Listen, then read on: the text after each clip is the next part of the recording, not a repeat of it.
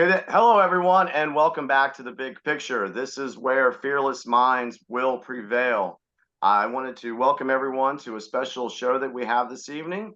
Let's start off with my name is Jimmy Bell, and my co-hosts are Laurel Gonis, who is Canadian, and she is from Mexico. We have Lori Bell, who's no relation to me, but she is my adoptive sister. She is from Hawaii. We also have our guest tonight, Quinn Wright, who is from Connecticut, and we have Oli Dammegard. Did I say that right, Oli? Nope, but it's good enough. Okay, I had a feeling I butchered it. He is from Bali, Indonesia. And so we're looking forward to speaking with you guys tonight. For folks that have never seen the big picture before, our purpose is kind of twofold. We want to be whistleblowers about the Watchtower organization, aka the Jehovah's Witnesses, but we also provide information on creating a puzzle, or we're trying to fill in the puzzle pieces of the New World Order, globalist agenda, Illuminati, stuff like that. And so that's been our purposes. And we've also been trying to show folks how Watchtower is part of this globalist agenda. So we're excited about having Oli on the show tonight. And there's two reasons why. One, his audience may not know about a lot about Watchtower. So when his audience watches this video, hopefully they'll learn something about Watchtower and Jehovah's Witnesses. Second, for our audience doesn't know a lot about false flags and connecting the dots to the bigger picture of the things going on in this world. And that's what Oli is going to present to us this evening. And so the last thing is Quinn Wright. He is, like I said, from Connecticut. I met up with him a couple of weeks ago, maybe about a month ago. We've immediately hit it off, and I want to thank him for putting this interview together.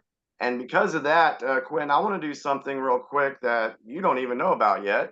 And if you are open to it, we would like you to join the Big Picture team and be with us on further episodes. I will, as long as I don't get any shots fired at me. As long as nobody shoots my windows out, then I'm good. All right, cool. All right, well, mentioning Quinn, I want Quinn to go ahead and start and say what he's got to say, introduce Oli, and then we'll continue on the conversation. So just a brief story of how I met Jimmy was that I was a Jehovah's Witness, brainwashed, just doing what I was told. And I started dealing with what people call the targeting program, targeted individuals. And when I reached out for the congregation for help, I got dismissed right away, which is kind of normal for people who are targets. Like it's designed so that people don't believe you. But as a Jehovah's Witness, I'm believing that, well, they're from Jehovah. They're appointed by Jehovah. This is the truth. So I'm expecting them to be able to help me out. So then as I tried to give them information, I was doing research on basically MK Ultra and the watch lists and fusion centers and all those type of things. They refused to look at my evidence. And then slowly some other witnesses, it seemed like they started taking part in organized harassment. And long story short, they turned my wife against me. She basically moved out. And in a process, I started researching Watchtower when they were acting suspicious and the way they were treating me. And then at the same time, they were heavily pushing a vaccine. So that kind of made me start to question, look into them. And on my own, I started to make these deep state connections. The first one being the New World Order translation. That name stood out, like New World Translation. And so when I started looking deeper into it, it was definitely clear that there's a connection with the New World Order. They definitely are connected with Freemasons, but I didn't think there was anyone else out there like me. And at the same time, as I'm researching, I'm doing this behind my wife's back because if she catches me, I'll get in trouble. You know how Jehovah's Witnesses are not allowed to do research. And when I was at my lowest point dealing with organized harassment, I reached out to Oli Dammegard because he has himself available for basically coaching for people in unique situations like this. And knowing his work, being very knowledgeable in conspiracies and corruption in the deep state, I reached out to him on his website, and to my surprise, he got back to me very quick.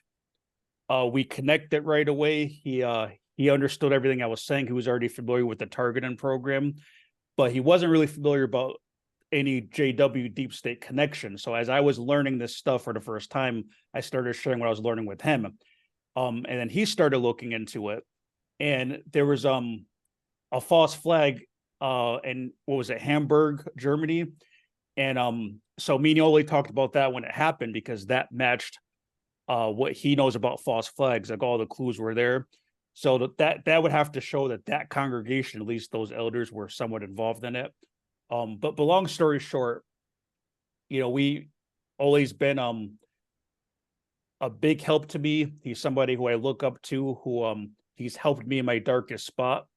And after he helped me get past all that harassment stuff to stop giving it energy, and he also helped me meet Michael Jaco, which is what, when I first got public, that helped me too, because then I could share my story with everybody. And so that's how I met Ole. And once I really dug deep into the New World Order stuff, oh, I'm sorry, I forgot to mention the big picture. So I found the big picture episode when I thought I was the only one who was seeing these dots, and it was big picture episode number 2. And when I first watched it, I just thought, this is my home. This is where I need to be, because the average JW who escapes, they're still kind of in that state of being naive. They don't really understand really what Watchtower is all about. So when it comes to like what I was dealing with the organized harassment, the average JW, they're not gonna believe what I'm saying either. But you guys were talking about, not only at the Watchtower and Deep State, you were talking about, conspiracies, false flags, and stuff like that. So I knew when I seen that episode, I'm like, okay, I got to get a hold of these people someday. I didn't know it would be so quick, but that's basically how. And then I had sent you something on your YouTube, and I just said, hey, check out this video. And that was the video I did with Michael Jaco. And then when I looked for you on Facebook, I had seen that you posted that video on your Facebook, and that's when I reached out to you and we started talking. Yep. But I really wanted to, when I first seen a big picture episode, I always, as I kept watching them, I was thinking like, wow, I wish Ole could be on that show, because he can connect all the missing pieces of the New World Order. And so then I felt like this dream kind of is being manifest, where Ole was kind enough to give 2 hours of his time to be with us today. And me and Jimmy talked about this before the show, but we would like, Ole, if you could to the ex-Jehovah's Witness community, kind of give like your background, like how you got into this, and basically what your summary of the New World Order. Have you got about 6 hours? Okay, so for some reason I came to this earth with a mission. I was not aware of it, but my dharma has been to find the truth in whatever shape, form, or consistency it comes. The truth is often comes to you in a very unpleasant way. Life has that tendency. But the truth, I'm deeply, deeply in love with it. It fears no investigation. It fears no questioning. It fears no attacks. It just stands. And it's completely effortless. It doesn't take any energy for it to be the truth. It just is shining bright, fantastic, beautifully. And then you have what is called conspiracies, which is nothing mysterious. It's like the word conspiracy means to breathe together, conspira. And so it's when 2 or more people, it has been turned to where the meaning is to conspire, to think or plan or carry out criminal activities. That is a conspiracy. So especially in your country, a conspiracy to fraud, a conspiracy to that, normal people, not a problem. But as soon as you start talking about conspiracies, when they question things, it's like conspiracy theories or conspiracy theorists. But this is you can see in leaked CIA documents from 64 to 67 after the Kennedy assassination, they needed something to really smack people that were standing up, starting to ask questions. And so they weaponized these words, conspiracy theory and conspiracy theorist, to add a doubt, so that the individuals that were standing up just saying, I don't get it. This doesn't make any sense to me. Please explain, because this is so weird. They were being hit with these words and ridiculed and whatever. So, and they have been, the CIA and these agencies have been very successful with the weaponizing of these words, because nowadays, if you say conspiracy, I tell you 95% of people's brains will add the word without you saying it, conspiracy theorist or conspiracy theory. So for me, I must, if I can polish my own halo a little bit, or say that I need a shrink, because like, who devotes their life to something like this? I've been down this rabbit hole since 1980. I was a journalist, and when I saw the JFK assassination, the first time I saw the Zapruder film, where you can see, boom, where Kennedy is hit and thrown back to the left. This was way before the internet, way before the JFK assassination. I mean, nobody was interested in those days, at least not in a weird country that I came from. So, but it took me about 22 seconds to see somebody must have been standing to the front and to the right. Otherwise, the head wouldn't be. It's like if you punch me, my head is just Farmer Brown logic. You hit me with something, my head would be thrown back. It's a matter of normal physics. So 22 seconds to see what on earth is going on. This is not, the official story is just not true. And it's taken me 43 years to, I think, more or less have found out the truth of what happened that day in Dallas. So it's like the truth, very simple, very pure, boom, it just is. But it's often hidden, especially if the truth is dangerous to these forces that are, or to forces, dark forces. They're always very dark. And so the conspiracies are there for a reason. It's there to cover it up with crap, just heaps of dung that is put on top, which take a lot of energy. That's the difference between these two things. To move a conspiracy forward, it's like incredibly heavy for them to do it, and conspiracies add to conspiracies, and then inside you get paranoia and people get scared and they start killing each other off, and the people are having problems keeping up with what, if you said that, wait a second, that was, I need to add that to my lie, but that doesn't match up, wait a second, it's not easy. So a major difference between the truth and lies and conspiracies. This is a completely different thing. So over the years, I've really done my utmost to expose, especially top political assassinations, and also what is called state-sponsored terrorism. In what I found is alleged, please note the word alleged mass shootings, alleged terror attacks. These ones, I become like a world-leading expert for. Just, I don't know, this meat suit was made for it. And what I've learned over the years is that I even cracked the code, the modus operandi of these operations, so that I've been able to start predicting them. And up to today's date, I predicted or connected 68 of these alleged mass shootings or terror attacks on international radio up to 2 months before they happened. So my last name has become a verb, #Dammegard or #Dammegarding, is to find the hidden clues. They actually hide the clues in the forensic evidence about upcoming attacks. And so my name has become the symbol of finding these clues and exposing it before these attacks goes down, so that we can actually be efficient in stopping this madness. And so over the years, I've been blessed with everything from murder attempts to having people murdered around me. I've been betrayed. I had to move country twice. I've also, I think I'm one of the most censored people on the internet. I've also been given the Prague Peace Prize. I've been nominated for the Dignity Award. I've been adopted by the Apache Nation. And so it's like, I'm just doing my thing. I'm now facing up to 18 years in prison in Sweden for what I'm saying. At the same time, I'm also nominated for the Dignity Award, which is a whole new award in Sweden that is planned for the families of Martin Luther King, JFK, other people like that. So it's like, what is going on? What is going on? This is bizarre. But what at least I found over many years here is that I've also been interviewed more than 1,100 times on international radio or TV. I've been touring on my own in 16 countries. And so I really put a lot of effort into assisting the world the way I see it, because it's of no gain for me, I tell you that one.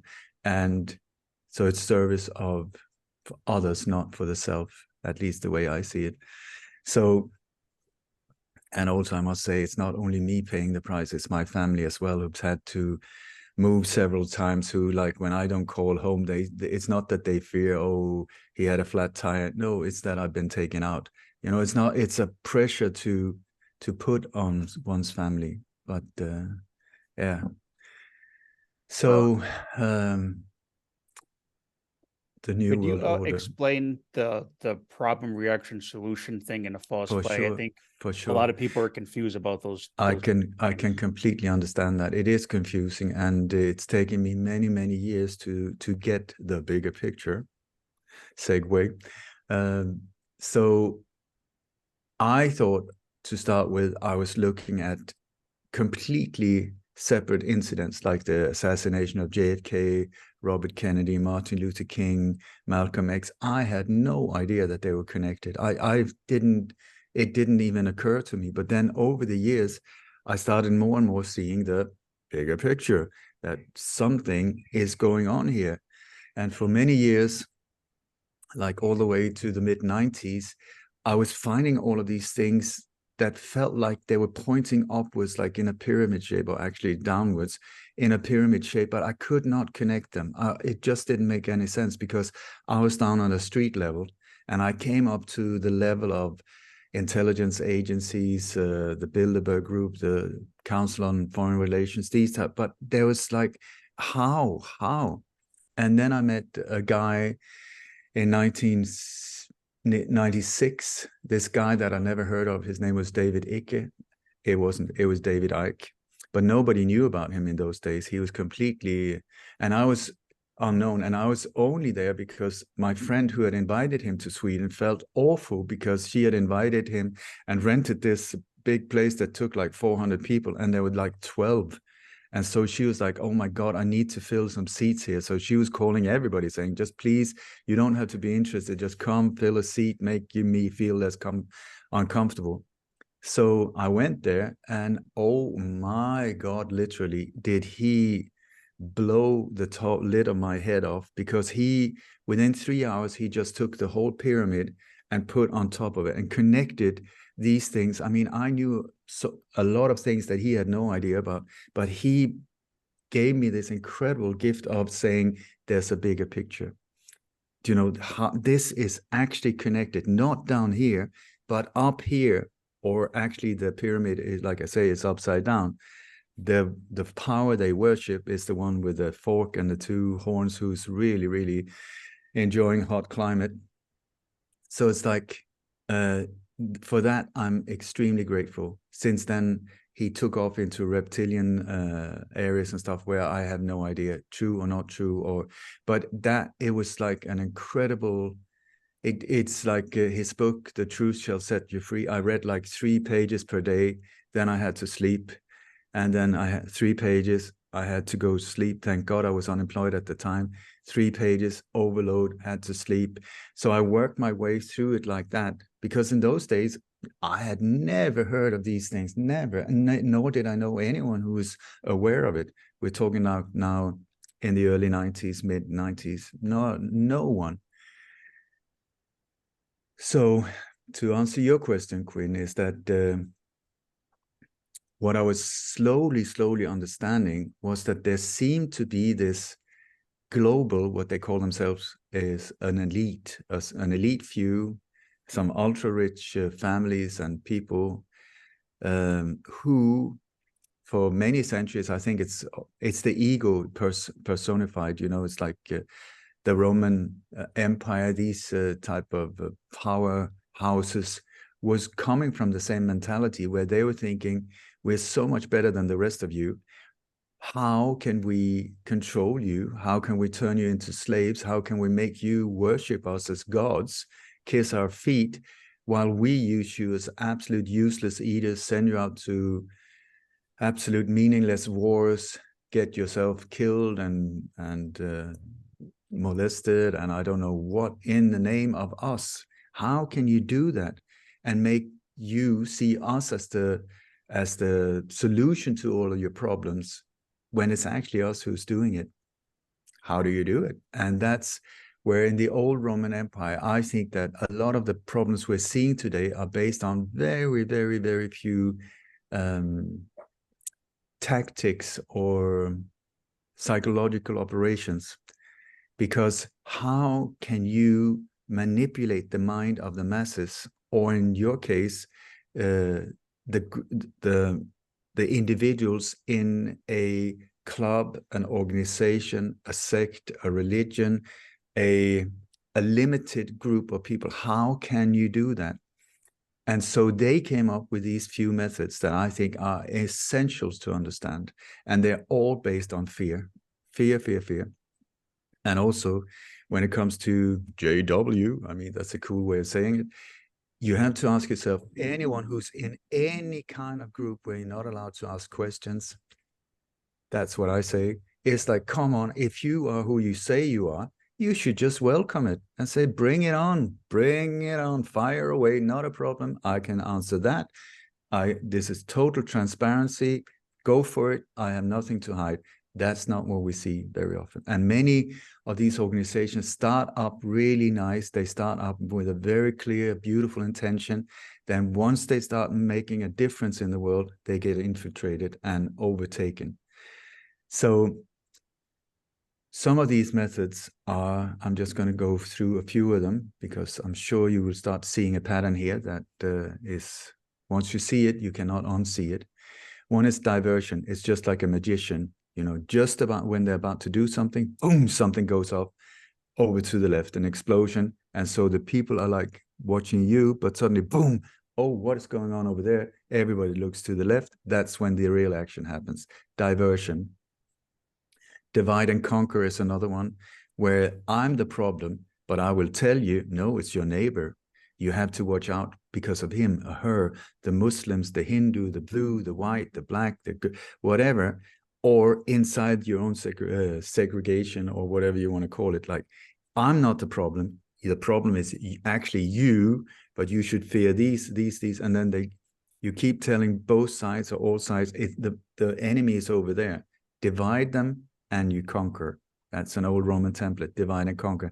You will see it all over the place nowadays. And with all this gender crap and I don't know what, it's more and more, dividing. No, it's not us. It's not us as a group. It's like completely shattered. So that's one. That's two. Then you got like problem, reaction, solution. They, to control you, secretly creates a problem. Nowadays, it's more or less always an alleged mass shooting, an alleged terror attack, an alleged virus, an alleged financial crash, or nowadays we got the climate attacks as well. So this will be the problem. We don't know that they created it. The reason they create a lot of this mayhem is so that we will say, oh my God, we need protection. Boom, something goes up over there. We're like, oh my God, because what is being pumped out through media controlled by them is there to get that reaction, not giving us any time to step back, think, and then act. What they want is an emotional reaction, just like, oh my God. That's why they add women and children all the time. And these attacks, it's never old blokes or farmers or something like that. No. Women, daycare center, children. It's just a matter of time before kittens come up, the kitten virus or something like that, to get the emotions going. And the reason for that is that they want us to turn towards them who created the problem in secrecy, saying, please, for the mother of whoever, help us. And they will, let's say, well, because of this horrible problem over there, it's so big and so horrible that we can only do an incomes to solution. And the thing to know is that the solution was there from day one. The solution was there from day one. That's why the other steps was created. And nowadays, with the people's very short span of concentration, it's getting ridiculous with all the fluoride and stuff like that. We are so not good at keeping our focus. You will see on the news, they will deliver problem, reaction, and solution right in front of you before you have time to change channel or whatever. So it will be in the form of the reporter, controlled by whoever owns the TV station or whatever. What in your beautiful country, it's like 96% or more is owned by six companies or less that are working together. And you say free press? I think not. So you will see somebody is being, something has happened. Oh my God, ISIS had chopped the head of 1,308 small children raped by priests or whatever, something to get the emotions going. You add a little puppy, you add a little kitten that is dead in the street. It's like, oh my God, problem to get the reaction from us. My God. And then the reporter will say, because they need to catch you while they're there. It's like just like an ad for whatever crap. It's like a 30 seconds or 18 second or whatever they have to get into your mind. And so the reporters will say, well, when this horrible thing happened, the solution is, and boom, it comes there. Like after a mass shooting, this biggest mass shooting in Europe ever, in Norway, out on Utøya, the head of the secret police in Norway was interviewed about this mass shooting where some 86, no 69, no 77 people were killed. They couldn't even get the numbers correct. Welcome to Lahaina. It was going up and down like this to also mess with our heads and not really being able to get a clear picture of what was going on.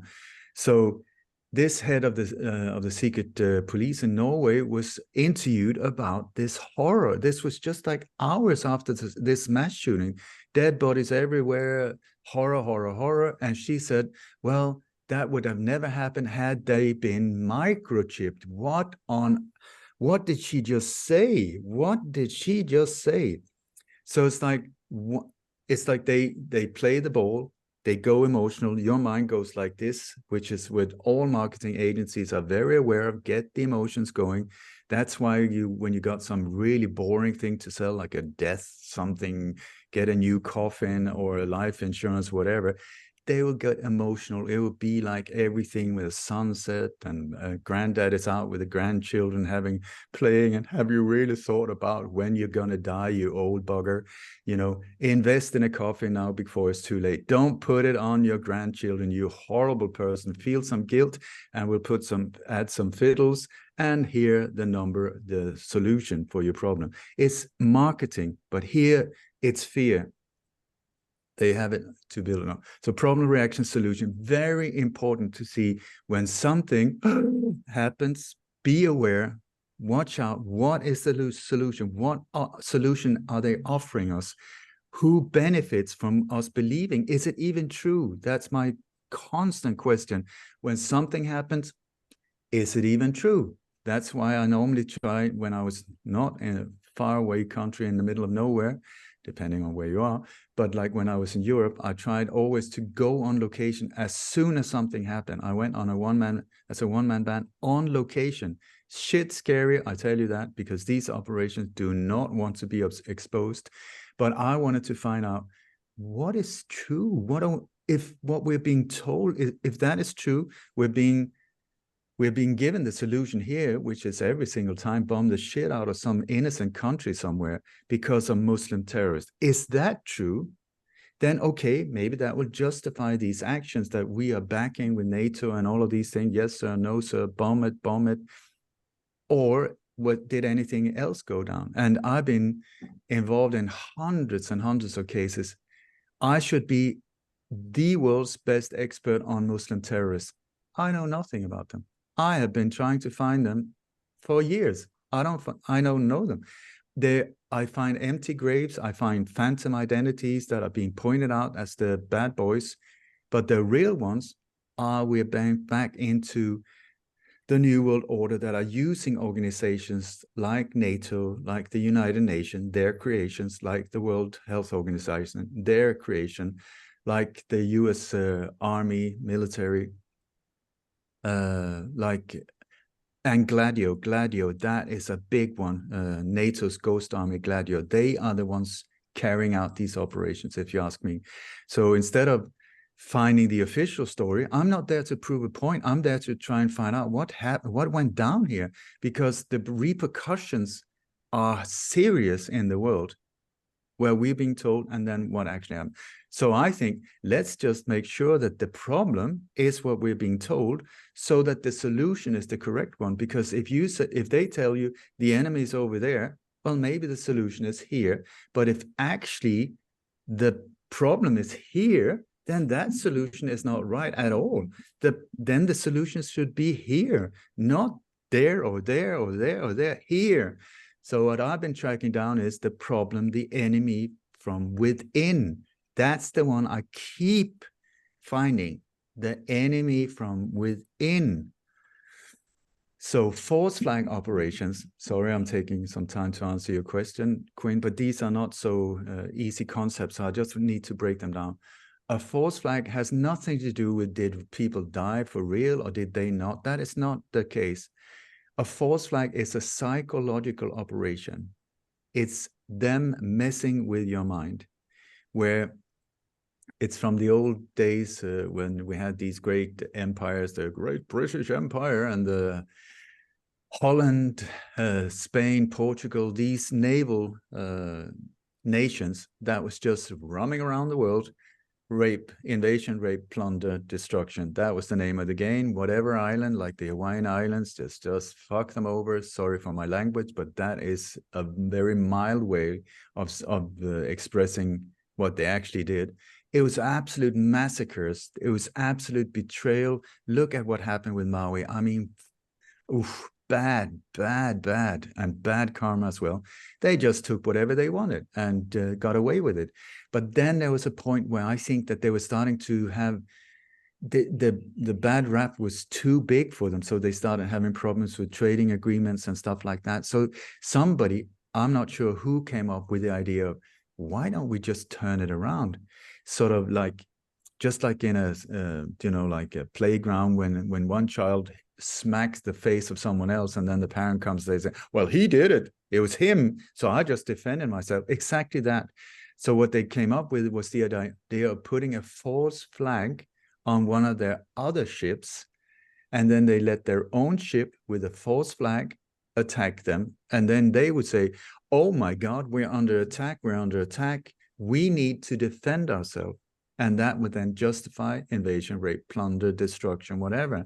And the rest of the world would even go, oh my God, it's amazing. It's fantastic. They managed to defend themselves. It's like the US is defending themselves against countries like Korea. Oh, sorry, come again. It's like this, to say that Mike Tyson, this poor guy, went into this daycare center and this baby peed on his foot. So he just had to smash the head of that baby in self-defense. It's the same like this. No other country in the world, as far as I know, it's like when you check the world for the last 200, 300, 400 years, in the world, how many countries have started wars? It's like maybe one nation has started one, maybe two, something like that. And then we have the United States. Nothing personal, but what the hell is going on there? In the hundreds. How many military bases, American military bases, are all over the place? Like at least 700. They keep changing the numbers there as well. 700. If these had been like Russian or Chinese, people would freak out. But here, no, for our protection. Absolute baloney. So anyway, false flag operations are so that the attacked one is actually the attacker. I repeat, the attacked one that is presenting as the victim is actually the one doing it to us. We have got, I don't know how many wars that have been started like that. I don't know how many alleged terror attacks, alleged mass shootings, alleged whatever. Once you start looking at it, once you really start digging into it, so not happen. What they're telling us, that did not happen. It did not happen. And so, yeah. Wow. Problem, reaction, solution, and then you got false flag operations.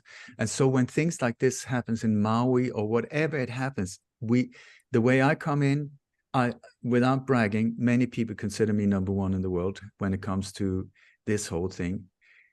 So the question is, when whatever goes down, you have to look at it as a normal crime scene. Take away your personal views, take away theories. Who gives anything about theories? People say, oh, he's interested in theories. I'm not. I'm interested in the truth. I couldn't care less about theories. Well, the moon is made of a green cheese. I don't know. That's a theory. I don't know. I'll go there. I'll find, no, it's not green, it's orange cheese or whatever. I mean, then you start knowing. But until then, theories has no value, no value. So I've devoted my life to become like a laser light exposure into the belly of the beast. My website is Light on Conspiracies, Light on Conspiracies, absolute non-violent, but complete fearless.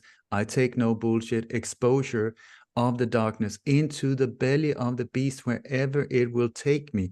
I've even found that my parents were living a double life. They were working as assets for NATO my whole life. It's very possible that I was born into this world as part of a cover for one of these operations.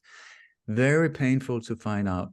I will find that I did not know my whole life. I had no idea, only discovered it recently. But wherever the truth will take me, I will go.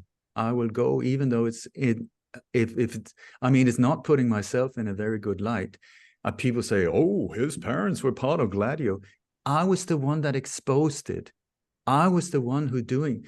Is it comfortable? Not at all. And I mean, I involved other people, my siblings and other things, like, not comfortable, but it's the truth. And it has inspired other people to find out about their background, because transparency is the way. Transparency, beauty, truth, harmony, compassion can only come from the truth. So wherever the truth is, in this case, we're talking about JW. I sound really cool as well now, JW, which I know very little about it, but when I look at it, I feel this is so messed up. This is absolutely, completely messed up. I don't care whatever they call it, Jehovah, Jehuda, Jehovah, it doesn't matter. When you see the setup, when you're not allowed to question, when you're under so many rules and regulations, when people are getting kicked out of the tribe if they say, this is not okay. In my world, something very bad is going on. I had an uncle who, he started questioning things, and he just said, I'm not comfortable with it. It used to make sense to me. I'm not comfortable with this. They expelled him. He didn't see he had 5 children. For 50 years, he was not allowed to see his children. He died without seeing them again. They turned his children against him because he was the traitor. I mean, you know this so much better than I. But I mean, and then you talk about a loving God and all of that. I call bullshit. I call absolute bullshit, because that is not love. That is control. So maybe it started out, I don't know the history. Maybe it started out with a beautiful vision from God or whatever, and the angels were playing trumpets in the background. But what has it turned into? It's turned into some kind of control mechanism, some kind of power tool that is just crushing people and using people. Let's work for free. I'm sure you've been out knocking doors or whatever saying, join us because we know the truth, or we're completely messed up, so please join us, so we're even more messed up people. I've seen it over. I was so close to getting hooked by one of these sects myself, but once I started looking into it, it smelled CIA a lot in the background. There's these ties, I tell you, like, really, really. And so you would see it again and again from this, especially from after they took out Kennedy. That's why the CIA really started gaining momentum, and they started these agencies that on a global scale look completely separated, like Mossad and CIA, MI6 and BOSS and whatever. They look separated on a street level. At the top or at the exact bottom, they are connected. So this is where it gets tricky. And then I'm just going to ramble on a little bit more. Things like you have the Jehovah's Witness. There's like the New World Order has this pyramid with the all-seeing eye. When Quinn has showed me some stuff, I knew some stuff before, but it's like the one eye and the one world and all of that. New World Order. There's also this Jehovah's Witness place outside Aarhus in Denmark, where I was born. It looks great on the ground. You look from the Google Maps, it's sort of like, oh my God, are you kidding me? No, but it's all over the place. You will see the layout of Washington, D.C. There's so many different areas where you got these things built, and it's right in your face. It's right in your face. Check out where Whitney Houston was murdered in Los Angeles. No, she drowned in a bath. She did not. She was found face down in a bathtub. When did you take a bath like that the last time? That's the coroner's report. But anyway, look from above these places. You also have the fountains and the two towers, and it's in so many different areas. The New World Order, which is once again a small little group of elites that, just like the old Romans, have said, we're going to screw you over. You're not going to even understand what happened to you, because we have really amped up this propaganda machine. And so we will get you by the balls, control you, get you made into slaves, go out, get killed in unjust wars for our desires. That has nothing to do with you. We will chop you up, celebrate you, not at all. We will leave you as homeless veterans in the street with your own diapers and your own crap, and leave you away, while we will just like this. So they have been working for generations or more to concentrate the power to fewer and fewer and fewer and fewer, which is in one way is great, because what used to be a very diffuse image, like what is going on now, whatever you look into, you're looking straight at the same octopus, tentacles in different areas, one head. It's actually a hydra, but it's one organism. So one world order. Thank you so much for simplifying it. It makes it easier for someone like myself. So whatever we look into, we're looking at the same problem. Otherwise, it would have been destroyed on the way by this force, because they have really moved into, I think, I simplify, I call it pure evil. That's what we're up against. Pure evil, if that is I don't know what it is, if it's somebody actually with horns or not. I just know that the mindset of pure evil has entered into the body temples of these individuals that have just, for some reason, been too weak to withstand. And this power has entered into their head and absolutely screwed them up and inverted the world. It is actually absolutely inverted upside down now, so that black is white, white is black. That's the world of the CIA. It's also the world of these people. And so, did I answer your question, Quinn? Definitely. Can I just throw something in there? You can do anything you want. Go ahead, Laurel. I wanted to, there's the one thing I wanted to really get out when you said that you were saying that these people maybe were really good at first, and they've gradually gotten worse and worse and worse, like the Watchtower. I want to refer you to the Georgia Guidestones. We all know what that is, and how the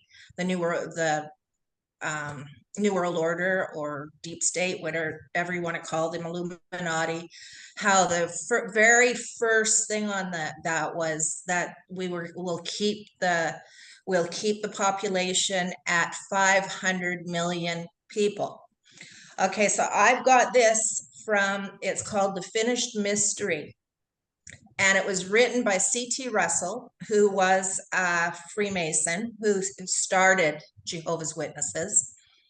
And it was written before he died, so it wasn't really published until 1917. So it was published actually by, it was published by Rutherford. It came out by Rutherford.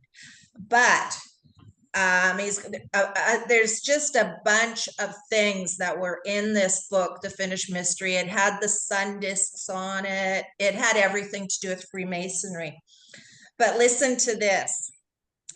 And this is in yep, that's it. And this is in 1917. So they already knew what they were doing. I believe, personally, I believe that the Watchtower was started because Russell we've proven that already. We've done our research on that. He is one of the 13 bloodlines. Anyways, what he wrote in that book was that the great crowd, you have to understand the religion when they started in the 1800s. They didn't believe in a great crowd. They believed everybody would go to heaven. And what they did is they sold stocks, and anybody that bought stocks, they would be called the 144,000, and then they would go to heaven. Well, then and they had always said 144,000. Well, by 1914, when they already knew by Albert Pike that there was going to be a war. So they weren't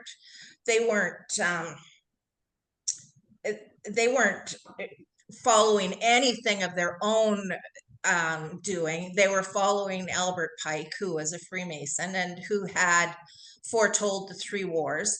So they already knew that war was going to happen. So they talked about 1914, and that was going to be the end times. And so all these people started coming into the organization before 1914, and they ended up with more than 144,000. Well, now what are they going to do? Because they've already said that number. So then they opened it up and said, okay, now you're going to have a great crowd that are going to live forever in paradise on the earth. We will go to heaven, but this is what I wanted to get at. So this is their number. This is in 1917. It says the great crowd will number approximately 411,840,000. So already then they were in step with the Georgia Guidestones of 500 million. And I don't know where the extra's coming there, but already back then they knew what was going on. So I believe them, and I listened to Quinn's video with Jaco, and I agree with Quinn that I do believe that them and maybe some couple of other religions, they all came from the Millerite movement. I believe that they all got brought in at that time to be the one world religion in the New World Order. I mean, religions, if you ask me, I'm not religious. I'm a spiritual being, as we all are. I have not seen one religion that is really for the benefit of mankind. It's more like a control system. You will see in the background, religions often owns a lot. They're talking about leave your gold, don't worry about it here. We will give to you in the afterlife. In the meantime, we will just rob you, take everything from you. We'll put into real estate and stock markets and whatever. And we just get fatter and fatter, and while you're starving. And by the way, enjoy the ride, because God, this is what God wants. We have translated the book, by the way. So, you know, like the Quran, you're not allowed to translate it even. So it's in Arabic, you know, great. I don't speak Arabic, but apparently it's the truth, you know, sort of like, and then with the translations over the years that keep changing depending on who's in power. And then so many people are arguing, yes, but he said exactly this, or he said exactly that, and that means this or that. I used to work as a journalist in a small little town. There was about 30,000 people. There were 3 newspapers. I was one of the reporters. we went to, so most of the time there were 2 or 3 reporters at every event. Sometimes when I was reading what I wrote and comparing it to somebody else who was there, I was like, were we even at the same place at the same time? This is not my experience at all. Then you got the Bible, where it's like things that are written 40 years or more after it happened from different people saying, and then he said, I mean, I can't even remember what I said yesterday. Do you know, I can't. So maybe we should take it a little bit easy to be too much like this, but many religions are extremely to the word. And that was said by God. No, it was said by a reporter on site, call him Simon or Peter or whatever. They're more or less like witnesses of what was said. And now we had Jehovah's Witnesses. Like, it's not firsthand. These are secondhand, thirdhand, whatever stories about something that is said to have happened. Very hard to even make sure that the things went down the way they were told. I want to. Yeah. Oh, sorry. Go ahead, Jimmy. I want to just make a comment here real quick. First off, Ole, thank you so much for the work you've done in your life. Thank you. Thank you.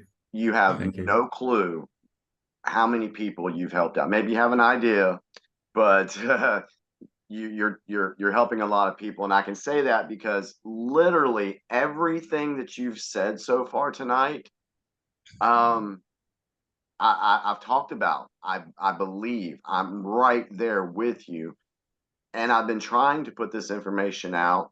And yes, like you face a lot of backlash, a lot of criticism, people calling you names, and it does get tiring. And then you wonder, why in the world am I doing this? Why can't I just go live my life and just leave all this behind?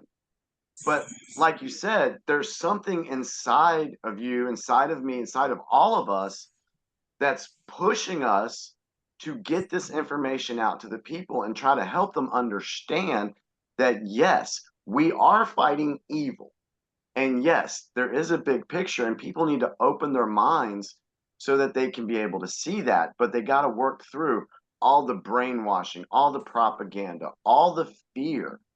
And it's very difficult for me to keep my enthusiasm up sometimes, because I'm like, why? But then the last point I want to make about the religious aspect that you said, a lot of people ask me, well, Jimmy, since you left Watchtower, what's your beliefs now? And I'm like, okay, first off, I don't give any credit, belief, or trust to any man-made religion. None. Mm-hmm. And for me, yes, I believe in a higher power. Do I know what that higher power is? Do I know what his name is? No, it's just a feeling I have just to be a good person, look for truth, and help others. So I just want to say thank you for being on tonight. I mean, seriously, and thank you for all the work you've done. I'm going to be looking more into your stuff too. So thank you, Jimmy. I want to say that when it comes to changing people, give it up. The only one you can change, you don't focus on the other ones. Focus on changing yourself from within, and then maybe your actions, your way of living, the more I would say you come from the heart, get out of the head into the heart, the longest journey. The more you come from the heart, the more you come from not trying to persuade anyone to just live in a higher frequency of love, equality, beauty, compassion, the more you might change, affect other people. But to go out, and I've never tried to convince anyone. Never, ever have you heard me in a debate or no, not at all. I'm here at your service. I have put my life into this. I have this garden of knowledge, like a park. It's yours. If you want, just ask the question. I will be happy to deliver.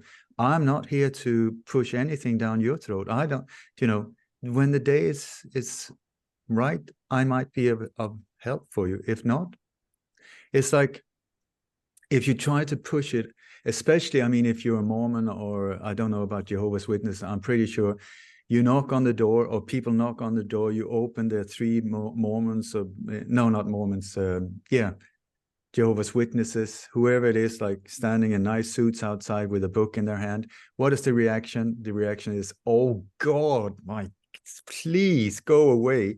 Close the door, please. Yeah, let's get, yes, I can't be rude, but just fuck off, really. That's what I mean. Leave us, please.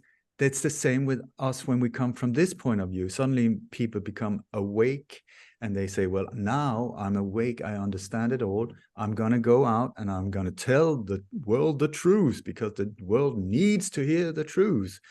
And most people are like, whoa, I don't think so. I mean, I don't think so. Leave me alone. You're very weird now. You're saying stuff that makes no sense whatsoever. It's completely upside down. Leave me alone. If you come from the heart, it's a completely different story. If you come from the heart, if you come from compassion, if you come from understanding that this is a world of dualities where we need right to understand left, we need up to understand down, and we need evil to understand love so that we have choices and options. And I want to say that this whole thing, what we're on is what they call a hero's journey. That's what most of us, if not all of us, are on that. The people that are on this quest where something traumatic happens and boom, that takes off on a journey where we meet dragons and adventure and obstacles and the whole thing. We can back down, we can become cowards, we can choose, or we can become our own hero and then continue on the road. I mean, like Quinn's journey, it's a hero's journey. He's already paid high prices on this, but he's on his path. But I've been telling myself that I am trying to save the world. This is what I am. But in many ways, I think I'm trying to save myself as well.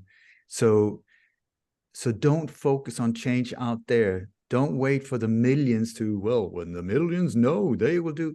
The only one you can affect really and make a change in, you. How do you deal with this? How can you face evil, whatever evil is? What is evil? I don't get it at all. But when you face this behavior, how can you deal with it? How do you want to bomb the living bejesus out of it? Do you want to say, I see where you're coming from. You are absolutely messed up. I have been messed up as well. I'm still messed up, but on a higher level. I would see to you with compassion. I will absolutely make sure that your evil deeds will stop, but I will look upon you with compassion. Or do I want to chop you into pieces and burn you in hell and whatever? Up to us. The choices are ours, and I think that's one of the reasons we're being faced with all of these challenges, which right now is like the Third World War, a silent war from all different directions. It's coming in from everywhere. So it's the end of times and maybe the beginnings of some incredibly beautiful times if we deal with this in the right way. So we are at a perfect, incredibly horrible, fantastic, amazing, wonderful, beautiful, sinister, evil, loving point in history. I think mankind has never, ever been at this point and so aware. So it's up to us now. It's up to you. The one I've been waiting for is this one. The one you've been waiting for is you. There's no one coming. There's no one coming. Joe Biden didn't come on a white horse. Trump with his hairdo. Who is he? I don't know. Not the savior. Robert Kennedy Jr., I have no idea. I hope he's a good guy. Don't wait for the heroes. Very, very often in these circumstances, heroes are created to save us so that we won't do it ourselves. We will say, well, before I do something, I'll just wait for him to arrive or her to arrive and take care of business. It's not happening. Very often, diversion. It is a diversion to take the power away from you. Can I just, go ahead. Oh, sorry, Quinn. Lori hasn't chimed in yet. Lori, you got something you want to say? I know, or you just taking it all in? I feel like we're in such a divided world that when I leave the house, I don't know when I open my mouth, if they're on obviously on Maui, you're either a conspiracy theorist or you're on the side of the government, and if you have the mentality like Ole's talking about, and you just stick with the facts, just be, what we say, aloha, and we don't have to come up with knowing. We don't have to go from that point, from this, how do I say? We need to just, like, I was pretty much conspiracy theorist considered one my whole life. Once I got put in this situation with Maui, when you're in the middle of this disaster, you don't jump on board with either direction. All of a sudden, you got to find the truth, and the truth is different for each one of us. I know people that were in the midst of the disaster and have completely opposite stories, but it's their truth. Each story is their truth, and it's the truth. I mean, so I just feel like we have to come to what Ole's saying is making ourselves better, doing work on ourselves, and we can't change anybody else except for by what we do. We have, that's the division that's in the JW world, is it's got to be one way or the other. And that's a teaching that they're taught from the very beginning. From the very beginning, you start off, they teach you that you follow the organization, and it's kind of a cop-out. You just, if the teachings are wrong, it's not your fault, because that's what the organization taught. So you just pass the buck. But we have to all become accountable human beings and unite. We're in a new place in this world that has just got to be different. It's got to change. And it all starts with each of us. Agree. Quinn? Can I? Oh, go ahead. I would like to comment on people. I hear that all the time. Truth is something, my truth doesn't have to be your truth. True. I mean, when it comes to a personal opinion about something, but on a crime scene, if a murder has happened, if somebody has been shot, it's not my truth is that it was Auntie Anna who did it, and another one's truth is it was Robert over there who did it. No, somebody did it. It's just cold facts. It's like, it's just a matter, somebody did it. Who was it? That's the so-called truth. Somebody did this action and somebody ended up dead. So who pulled the trigger? So in Lahaina, that whole thing, I'm very, very, very sorry to say, it was an incredibly brutal mass murder that took place there. You are in the receiving end of some extremely evil deeds. And the people in the investigation, the people that are there at the crime scene, the people, the road workers, the people in anonymous police vehicles, the people that are coming in and out in big Hercules planes were the one carrying it out. They were, I guarantee you, feel free to chop off my right arm if I'm wrong.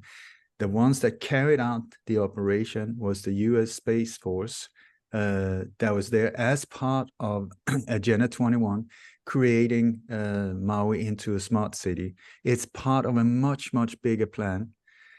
And unfortunately, I want to say that I'm very emotionally connected with you as well, because I live on Bali. And when I look at footage from Lahaina, I live in a small town called Sanur here on Bali. It is identical. Volcanic islands, it could be from here. So it might as well been here that they carried this thing out, because what was done was part of an operation, a drill, an exercise called Talisman Saber 2023. They always have these military drills or exercises beforehand. That's why I always, when anything goes down on a bigger scale, I look, was there any NATO exercise? Was there any in the area? Because that's where they go through the whole thing, rehearse the whole thing. It's been planned for years. And in Lahaina, it's obvious in the thousands of details that something very, very sinister is going on. And it's from the inside. It's from the inside, like Joe Biden the unelected president, when he came and said, well, we're looking forward to see FEMA finish the job. I mean, it's unbelievable. But so It's the definitely a very war. It's definitely a war, and it's still Yeah, it going is. on. And Yeah. there's it's not over here. It's not No, over. God, no, God, no. It's only started because it's part of ethnic cleansing, of financial cleansing, getting rid of old real estate so that the new high-end real estate can be erected in a smart grid, in a smart island. It's going to be the first smart island in the world. Part of this talisman Sabre 2023, there were 13 nations that was part of this big exercise. There was about 30,000 military personnel that was taking part of it. And what is very concerning, I find, is that normally these exercises, they have like countries like Belgium, Germany, England, these type of nation. Here, it was Fiji, Tonga, the Philippines, Thailand, Indonesia, Papua New Guinea, you had Japan, Korea, you had the US, of course, the UK, of course, Germany. Germany is occupied territory since the Second World War, has never been liberated, so that's indirectly the US. They were, all of these, more or less, except for the big boys, they are nations with lots and lots of Pacific paradise islands that could be on the grid of being the queue of standing from the world's first smart island to the second smart island to the third smart island, like that, where they go in and where the whole idea is this smart grid, smart city, where everything is digitally controlled in a grid, where absolutely everything, it's like a digital prison. And here on an island is a perfect test Prototype. area. Yeah, we're the prototype. Yeah, you're the prototype, and now I've just spent the last few days here on Bali, because I've been going out big time saying about this is how it was done. I tracked them down. They were part of the whole thing when they were. It's a long story. Please listen to some of my interviews on Light on Conspiracies, or like I said, I'm gonna be on Hawaiian radio here in an hour. And so here on Bali, right now, a few days ago on Instagram, the mayor of Denpasar, which is the capital of Bali, they said, well, we're gonna release like about 500,000 gene manipulated mosquitoes to save us from the dengue fever. We Okay. already have them. We have them here. They released them 5 miles up the road from me When did they do that? in March or April this year. I tell you, they did it in Florida as well. And they are released with a special bacteria. Did they release them because of the dengue fever in your area They as well? said it's to save a bird species here. Well,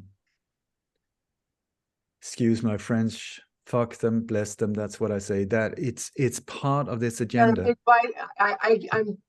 I'm terrified of being bit by a mosquito, and I just got a big bite on my neck this morning. Okay, I'm very happy you say that, because right now I'm in indirect contact with the Indonesian government. We're through the network I have here on Bali. We can move very fast, and so when I saw that, I was like, "Oh my God!" And dear Hell Gates was just here, they had the G20 here in March. I was like, "What are you doing here?" I didn't think I was a racist until I saw all of these black limos coming. I felt, I do not like you because you are you. You know, I don't know who you are, but by the way, G stands for gangster, if you didn't know that. So they were here, and then Hell Gates was here just a few weeks ago. What are you doing? What are you doing here? And then they had this, the mayor of Bali and the people that are standing smiling, and they're saying, like this, they're doing this hand symbol for the release of these. They're going to release them from November till March. And thank God a whistleblower was here, who's been working from the inside of what do you call it, like really looking into gene manipulation and these type of things, where you just feel like once you start seeing it, people think it's so accurate. It is not. It's an absolute disaster. And where it can go into the ecosystem, if you start messing with it, it can just absolutely blow the whole thing up. And so they also said in this press release, it will be released in the north of Denpasar, in the south of Denpasar, in the east of Denpasar, and in the west. What the hell was that? And they're gonna drop like the eggs of these mosquitoes. The thing, while they do it, apparent to, I spent the whole day yesterday with this whistleblower and this contact I have that is gonna open up the road into the highest of the Indonesian government. Not that I trust any of them, except my contact. But anyway, what she was saying, that they have like a lifespan of 14 days, but they had, every mosquito had, I don't know how many eggs, a lot. And so you amp that up, and the way they thrive is in water reserves. So I'm like, in the east, in the west, and for one thing, it sounds like the native Indians, the wind from west, the east, the north. I don't know if was that the reason they said that, or there's some weird thing there going on, or if it's water deposits that they're gonna drop them in. Or I just feel uncomfortable with this whole thing. So could you please send me any information about what happened on Hawaii? That can be very crucial to hear about that. You know, if you got any links or anything like that. Sure. I mostly just have firsthand what we've seen, you know, me and my neighbors and my friends, you know, it's not. So you But I didn't, can, it was not a public thing, a public release. are you talking about, oh, for the mosquitoes? Yeah. Okay, yeah, I can send you something. Please. And it can be of extreme value if you see, if I can prove that it's been done in another place, especially Maui, you know, because I'm gonna meet up with these high blop blop blop very soon. We're gonna try and move as fast as possible, because Yeah, I feel you are in the receiving end now. Maybe in 5 minutes, boom, this one is in the receiving end, because this is an operation, a global operation. So it's a matter of. I saw on the news in Fresno, California, they were releasing 1 million a week in July. So there's another place where.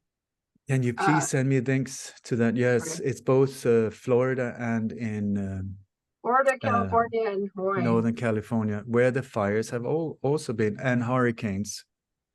You know, it's the end of times. It's earth, wind, and fire, cockroaches, grasshoppers, the whole shebang is here. We're living it. You know, Did we lose somebody? Yeah, Laurel fell off. She'll be back, I'm sure. Okay. I haven't. You know, we had several items listed to discuss with you, Oli, about, you know, telling you a little bit about Watchtower and you know, linking those to the deep state globalist agenda. But I think you pretty much, even without us talking about their involvement in the UN, the shunning, But the way Jimmy, they talk. Jimmy, can I say, I can tell you, without knowing about Jehovah's Witnesses, I can tell you whatever you want to ask me. I can describe it, because Yeah, it will not be unique in any way or form. Yeah, you've kind of already answered it. You mean you answered it by saying anybody that exerts control of other people and you cannot research them is not good to deal with. And that's one of the biggest things with Watchtower. I really don't have to go into everything else, because that's why I left, because I was asking a question to one of the circuit overseers about Watchtower's stance on Jerusalem being destroyed in 607 BCE. Well, the research I was doing outside of Watchtower was telling me it was destroyed in 586, 587. And so when I went to the elders to ask them about that, Yeah, I got blown off. They were like, well, you just need to stick with what Jehovah says and da da da da da. And you need to look at the research that we've done and not the outside. So right there, I was like, yeah, let me start asking my own and looking for my own answers. And that eventually is what caused me to leave that organization because you can't question them. No. Do you know why I'm facing up to 18 years in prison?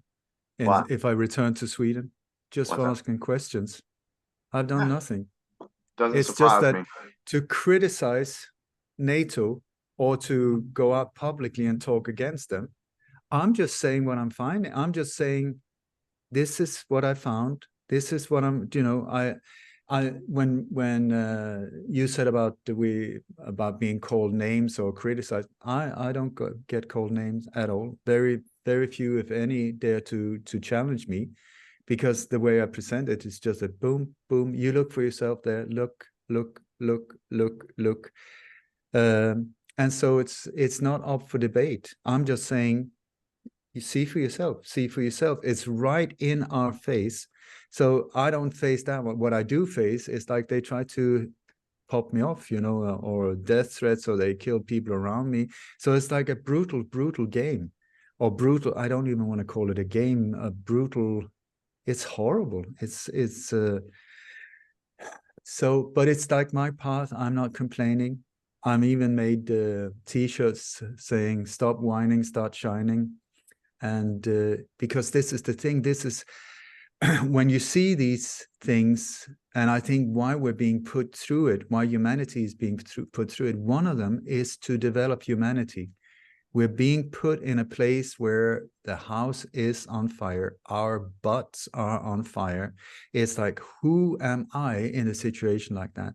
Will I reach out and help, or will I just say, I'm out of here, I'm going to look after myself, get the hell out, I'm going to save as much as I can and just bugger off and betray everything? Or will I be the one assisting? Will I be, even in the face of danger, even in the face of body harm, even in the face of death, possible death?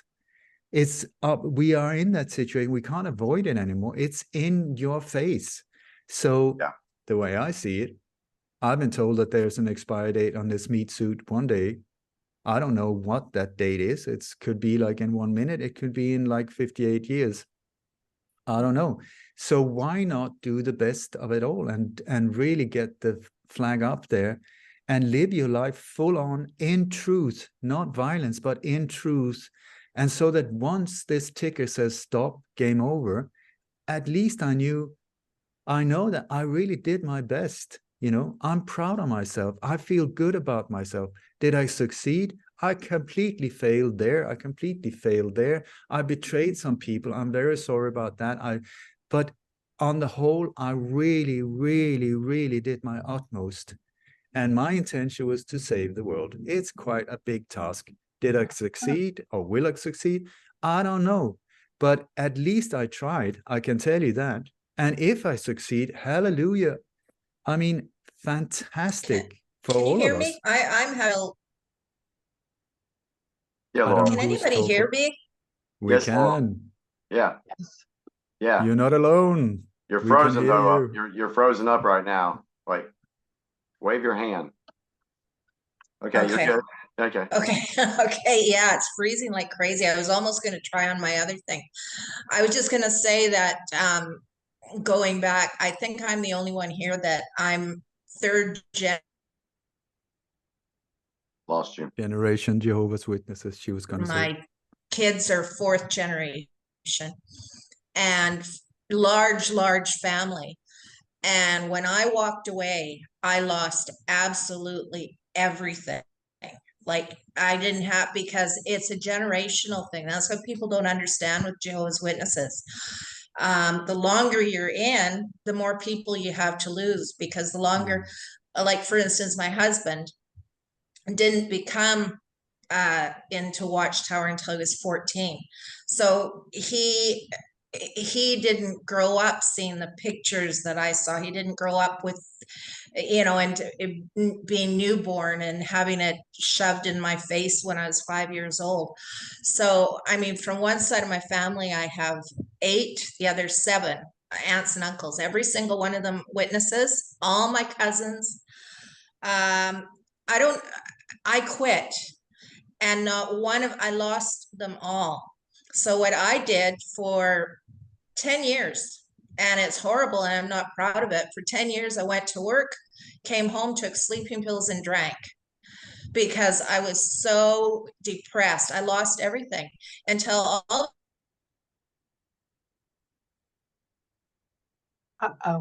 I did a few courses, and I decided that I was going to start helping my family, and this is the only way I can think to do it, because I know that they are good people and they're in a bad situation and they're not allowed to listen to anything. And so that's why I think Lori and Jimmy and myself, that's why we all do it, is because we have that love in ourselves that we really want to help the people that are still in there.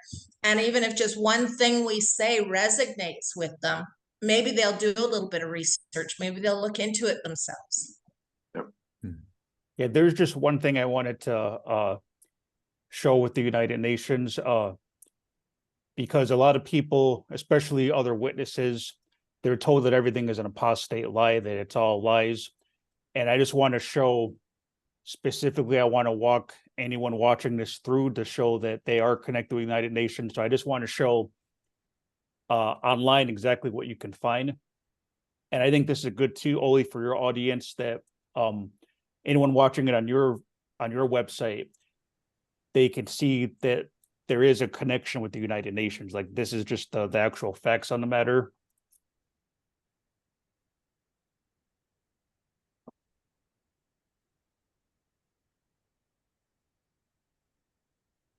Once we speak about United Nations and these type of organizations looking great on the outside, please look who founded them, who built them up, who was financing them. You will come back to some very dark forces again, and it's the Very same bad over people. and over and over. So don't just go for the shop window and see behind and who's actually pulling the strings. Yeah, you got to go deeper. This is what we try to tell folks about, like Watchtower. You know, a lot of folks just think it's the 8 governing body members that run Watchtower. No, it goes way beyond that. Yeah. Okay, can you guys see my screen? Yeah. Okay.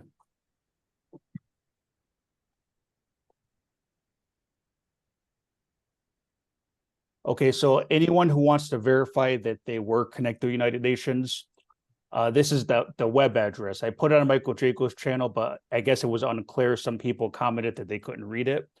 So if you type in that exact address, it will bring you directly to the part on the United Nations website. If you go to UN.org and just search Watchtower, it can be very hard to find it.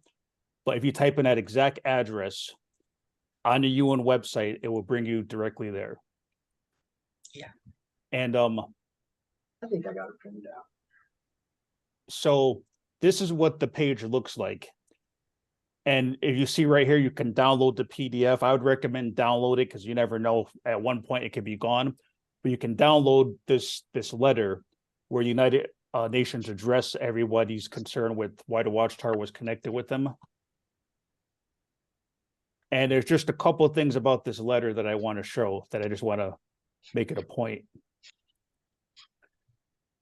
So in this paragraph, the person that wrote this letter, this is what he's saying. He's saying that please be informed that it is the policy of the Department of Public Information, DPI, of the United Nations to keep correspondence between the United Nations and the NGOs applying for association with DPA confidential. So he's letting you know that he can't really explain what the Watchtower's involvement was, and he's saying that it has to be confidential. But then it seems like he's giving us a clue. Like, you know, sometimes they have to give you clues. So while he's saying it's confidential, he's then saying right here where it's highlighted, However, please see below the paragraph included and all the letters sent to NGOs approved for association. So he's telling us basically, I can't tell you what they agreed on, but this, if you want to know, read these instructions. And what's interesting is this third bullet point at the bottom. It says, have demonstrated interest in the United Nations issues and a proven ability to reach large or specialized audiences. That's one of the things mentioned. So this is what the Watchtower had to sign a contract for when they joined as an NGO. That this is one of the things that they can demonstrate that they can basically reach, large audiences of people, but that they have an interest in the United Nations issues. And then the last page,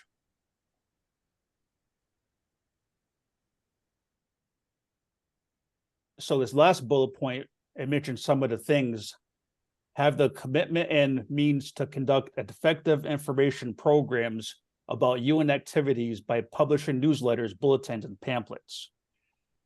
Now, from what I understand, the Watchtower organization, the only pamphlets and programs and information that they're putting out is strictly their new system, like what they like to call it. So I'm not aware of any other pamphlets or any other publishing that they're doing.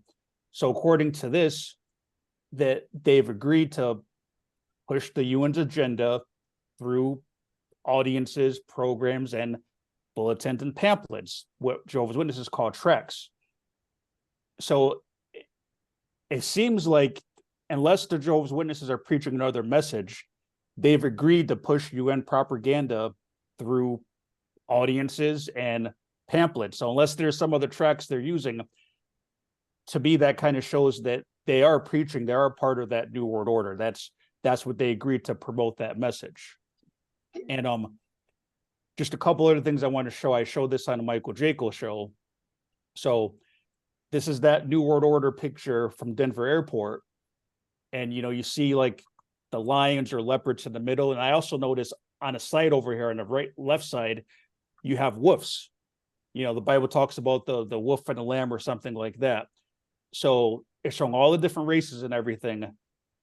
And then here's a comparison of the Watchtower's propaganda they're pushing out. This is what they're putting in their tracks and what they're publishing. Same thing, different races, animals, and all that stuff.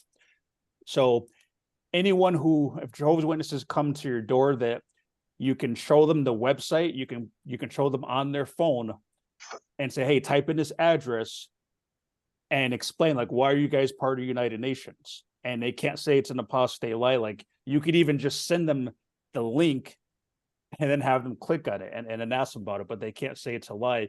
And on this pyramid here, you just see here where the United Nations sits in this New World Order structure. It's that close up. So why is the Watchtower organization with the United Nations?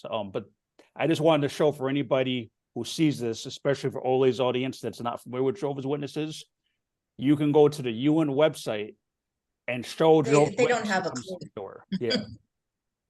But Yeah, just to tie in on that, Quinn, real quick, and this is for Ole's audience. Back when I was a teen and in Watchtower in the 80s, and even people that came before me, we were always taught and told that the UN was bad and they were part of Satan's system and we should have nothing to do with the UN and one day it will be destroyed.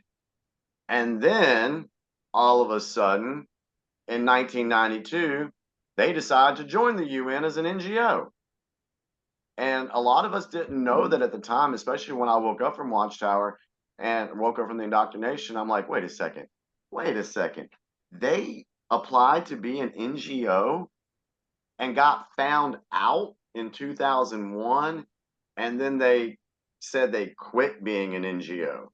All right. Well, I had a circuit overseer at my house and I was explaining this concern to him. This was like right after I woke up, they started to try to get me back in. And I asked him, I was like, hey, what's this deal with the UN? And he says, well, you want to know what the truth is? I'm like, well, yeah. He's like, well, we're still involved in the UN. That was back in 2019. He told me that. So it's like, you were told it was bad, then they joined it, and then they tried to hide it, and now they're having to admit that, yeah, we were part of it, and we still And they're are. still, yeah, they probably never pulled out. They just had to technically Mm. pull out the legal. They had to cover it up. Yeah, They had yeah. to So cover it they, up. You know, before the mass shooting I mentioned before in Norway, there was a man called Jens Stoltenberg who was he was a young politician connected to these families, and his whole career as a young man was against NATO. Then the mass shooting happened there. He was the prime minister of Norway, and he was a key individual in this operation, not in the shooting itself, but key individual. And then he, right after that, was elected head of NATO. The guy who had spent his career against NATO was then head of NATO. Do you see, this is the same type of thing I'm saying with that you're describing. It's like it's an illusion. They're playing us like this. It's the Democrats or Republicans. It's an illusion. These different party things. It's an illusion. The power is won in the background, and then they play us depending on what is needed at the time.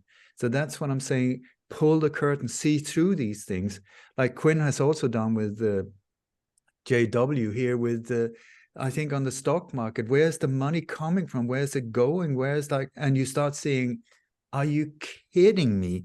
I mean, I believed my whole life that I was doing for good, and then it turns out this one, is that my personal truth? No, that's the truth. They are part of these things. So then the personal truth will then change because I need to expand my mind and just whoa. I've been taken for a ride here.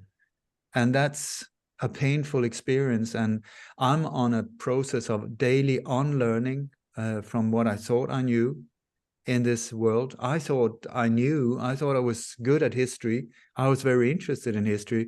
I'm just like, when we homeschooled my daughter, we just quit history because I said, I don't, the official story of all of these things, I don't stand by them at all. I've been on location. I've been speaking to people that were there and victims and you name it. All of this, it's just not true. Out the window. So what is true? That's up to us to find out.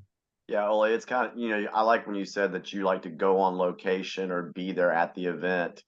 And personally, I was at J6 in Washington, D.C. that day. I was there and I saw what happened. And that night, I actually did interviews with people that had been there. I did 3 interviews, put them on my YouTube channel. And it was funny because what we were saying was totally different than how the media was spinning it. And so for all this time, I've been trying to tell people what really happened there.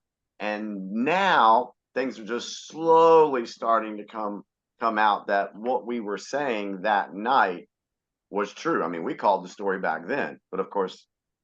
And Jimmy, can I just say that on Michael Jacobs' show, 5 days before January the 6th, I said, please be aware, because Michael was going there, it's going to go down on Washington, D.C. I found the clues. They're pointing to, in my newsletter for the 1st of January, I'm saying it's going to hit on this, this D.C. It's coming up, and then it happened. This happened out of nowhere. No, not at all. Not at all. It's Not funny at you all. say that because you say you've been able to pinpoint things that were going to happen. I have found that to be my personal experience on my Facebook page. I'll put something out, and then like 6 months or to a year later, it happens. I go back into my Facebook, I pull it up, I look at the date, and I post it compared with what just came out, and it's like, holy crap, I knew that was going to happen. So I can understand what you're saying about looking for the clues and looking for the patterns. Ole, but this I was going to say, Ole, could you just explain real quick? I know you have to get going soon. When you say clues, like what you found out, like how you're able, like Mm. how they literally put the clues in and you connect the dots. Can you just, and the way the karma Okay, thing too? Yeah. So it was in the fall of 2014. I had been down this rabbit hole for a long, long time, done hundreds and hundreds and hundreds of interviews.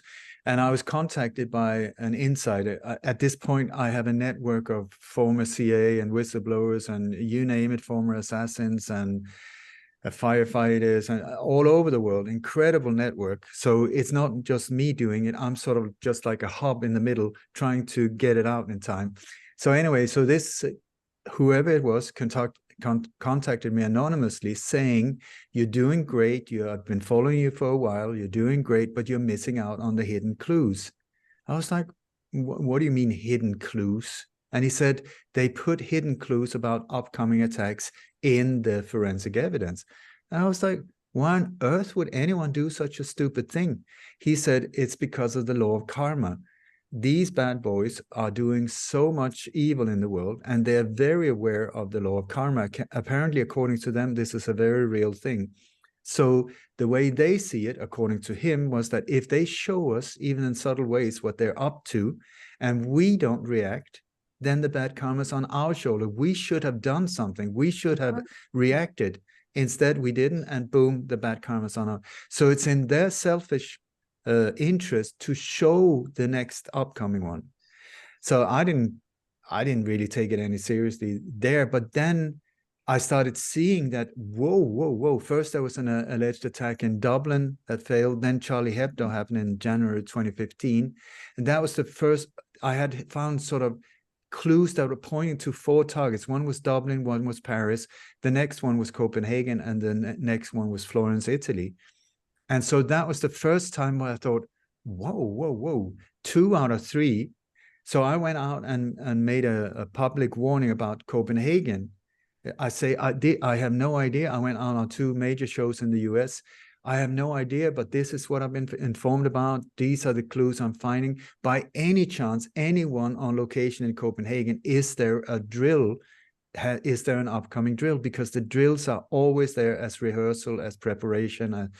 And I got back just within hours. This guy on Facebook said, well, I was just on my way home and I saw this poster saying, tonight there's a security drill in central Copenhagen at this train station. Exactly what I was sort of like. So I went out big time and saying, please be aware, go on location with cameras and friends and stuff like, so you're not on your own. Film anything that is going on there. And so everybody was waiting. Boom, is it going to go down or not? And absolutely nothing happened. So I thought, well, I messed up. I looked like an idiot, not the first time.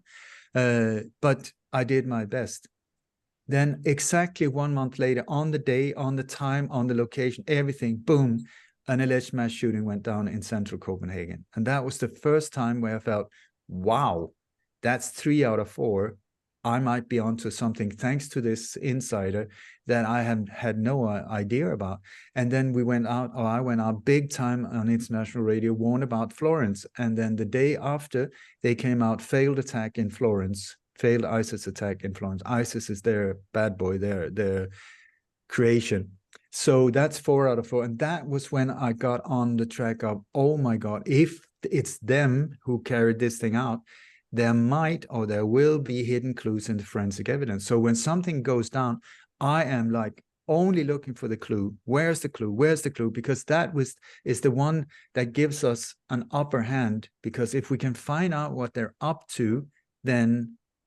So the clue that I found about Capitol Hill, the one there, was an alleged RV bombing in Nashville, Tennessee. There was a yellow RV where this guy said to have come into Nashville and said, I'm going to blow this whole thing up. And then he blew it all up. And this whole, very, very odd to say the least. When you speak to people on location, they said that there was this van standing there with loudspeakers on to say, please evacuate the area, evacuate the area, evacuate the area, like that. Before, like a long time, before the bomb went off. And also they said it sounded like gunfire was coming from the loudspeakers on the van. Anyway, so very odd incident, to say the least. I would say inside job 100%. So was there the thing that caught my attention was that very often the clues are way down in among the articles. It's most of the time Associated Press, Reuters, or Getty's Images. And it very often pumped into one photo where it's like loads of symbolism and clues and photos that often don't really make any sense. Why is it there? So there was after that, there were these photos of two yellow buses that was standing like this after each other. And I was looking in the background. It looked like they were blocking off the street where this explosion happened. But when I went down on Google Map, I just saw it's not that street. It's not the right street. So why the hell were these buses there? And there were several photos of them. And it wasn't that it was just two buses passing. There were these orange cones standing around them. So these were positioned, blocking this traffic, and photos taken. So one of the photos of these, so I started looking at yellow buses because what is up with these one? And so one photo was taken of these yellow buses, but right in the middle, there was a street sign where it said Capitol Hill. And so I was like, whoa, Nashville, Capitol Hill? Why? That didn't make any sense to me. And also, since I used to work as a photographer, if you're a press photographer, you have in the center of the image the point of interest. So if the buses were the interest, you would just take 2 steps to the side, get rid of the sign, and take a photo of the buses. You would not have that one. So why was it right in the middle? So I just thought, whoa, what is this? So I checked out, it turned out that there is a Capitol Hill in Nashville, but that's not what my subconscious was pointing at.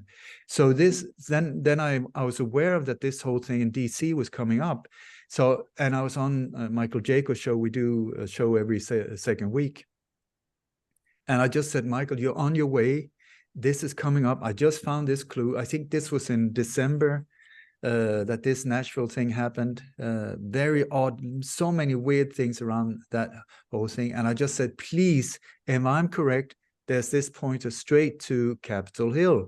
Be aware also because there were these big gas, what do you call them, canister, massive one. I mean, it only takes one. If you fire a shot into that one, it can make a massive mess in an area like that. So I said, please be aware. And he was like, yeah. He didn't really take me seriously. He went there. The next day he came back. He was all pale and he said, how the hell could you know? We did a show about that as well. I just said this and this and this and this. And from then on, he started listening really and made me a co-host.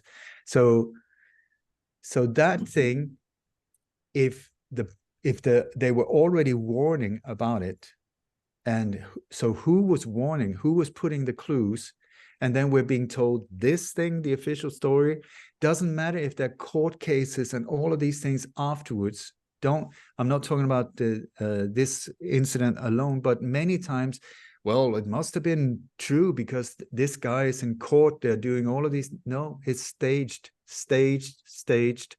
Sometimes it's, like you have these radio theater court cases where you're listening on radio. Oh, it's so interesting. Yeah, it's a theater, but it sounds real, but it's theater. It's the same with these things. Closed doors behind it in the courthouse, and you see vehicles come in and come out, and then this is what is being told. This is what happened in there. How do you know? Maybe they're just snorting coke and having prostitutes and throwing darts in there, and then they come out and say this is what went down, and the guilty one is now found. No, we're looking at a theater, an illusion of justice, an illusion of many of these things. Wow. And so the patterns here, we have the sort of what could be a pattern is that mosquitoes was released on Maui.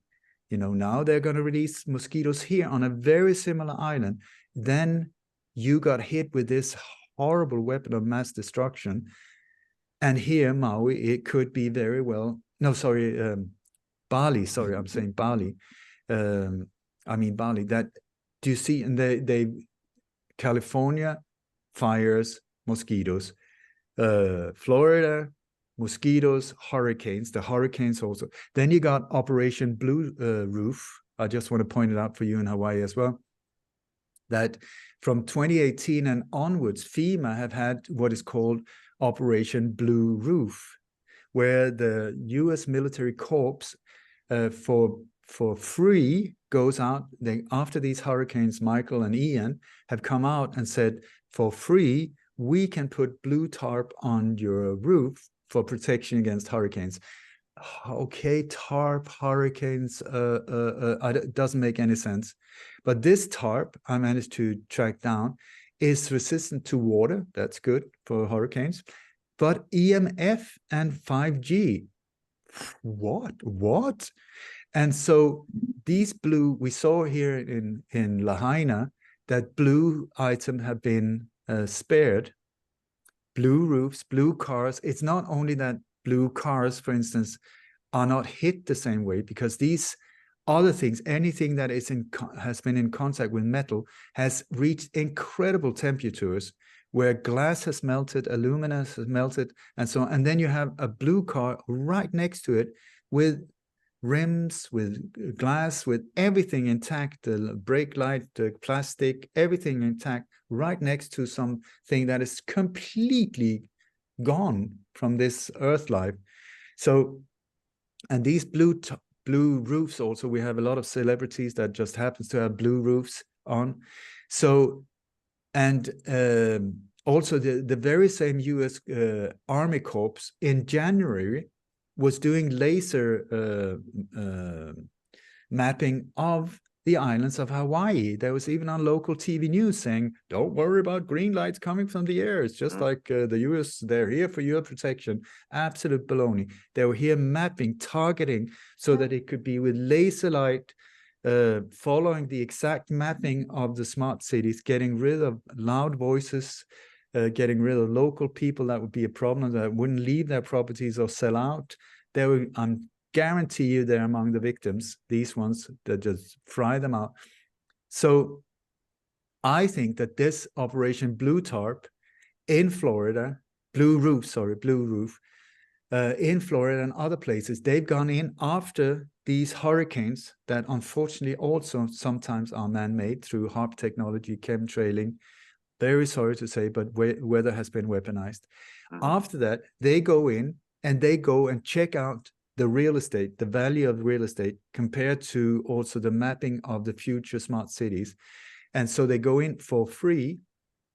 You can apply to get a blue roof on. They come in, they say, this is a saver. They put blue roof on it because when it's frying time, this one will be saved. That crap house over there, burn the shit, doesn't matter. That one, that's another keeper. We put blue tarp on.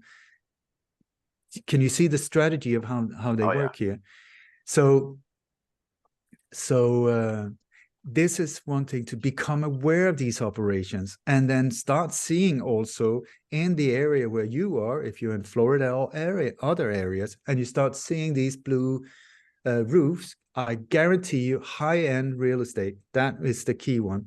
It will not come on some local blah blah blah type of building. Absolutely not. And also what people had to get it for free, they just had to sign the papers that the authorities had the permission to enter the building without the permission from the landowner if he would not be there, he or she, meaning that a catastrophe, a nature disaster, whatever, just, knock in the door, take over, whatever. Wow. Well, oh, sorry. You want to finish your thought?